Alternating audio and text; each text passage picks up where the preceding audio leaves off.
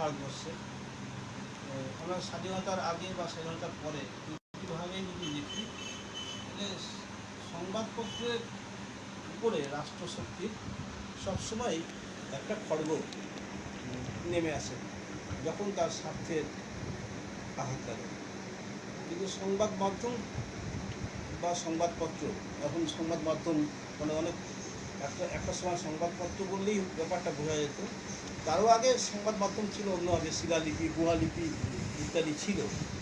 কিন্তু এখন সংবাদ মাধ্যম অনেক বেশি পরিসরটা বেড়েছে।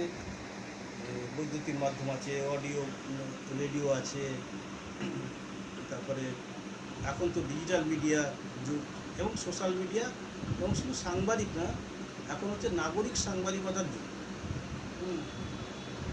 সাংবাদিক কিন্তু এখন মানে কনসাস ভারতীয় নাগরিক বা বিশ্ব নাগরিক প্রত্যেকেই কিন্তু সাংবাদিক কিছু না কিছু।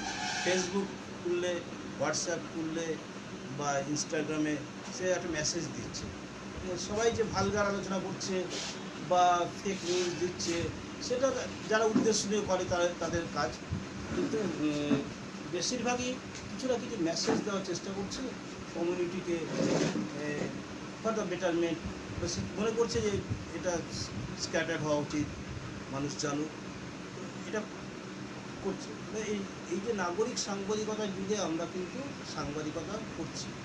এই প্রেস ক্লাবে যারা আছেন তারা সে অর্থে প্রেসের সঙ্গে যুক্ত, সে যে ফর্মেই হোক না কেন, ইউটিউব চ্যানেল হোক, ডিজিটাল মিডিয়া হোক, বা সাময়িক পত্রপত্রিকা হোক, বা ডেলি মিডিয়ার সঙ্গে যারা আছেন বা ফ্রিল্যান্স করছেন, সব কিছু মিলে।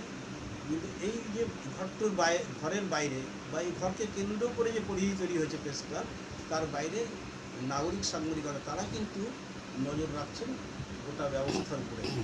ফলে আমরা যারা সাংবাদিকতা করছি বা আমাদের আগের প্রজন্ম বা তারও আগের প্রজন্ম, এখন কিন্তু অনেক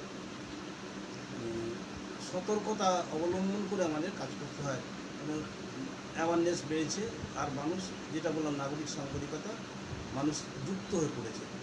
এবং এই নাগরিক সাংবাদিকতা তো একটা অন্য বিষয়, এই নিয়ে বিশদ আলোচনা অনেকে করছেন। আমাদের বিখ্যাত সাংবাদিক, তিনি ম্যাক্সাসাই পেলেন এনডিটিভির, কী নাম বলুন? রবিশ কুমার যখন ম্যাক্সাসাই অ্যাওয়ার্ড দিতে গেলেন, উনি বক্তব্য রেখেছিলেন হিন্দিতে, নিজের ভাষায়, এবং সেটা পরে আমি অনুবাদ করেছিলাম, ছাপা হচ্ছে বাংলায়। উনি কিন্তু নাগরিক সাংবাদিকতার কথা বলেছিলেন যে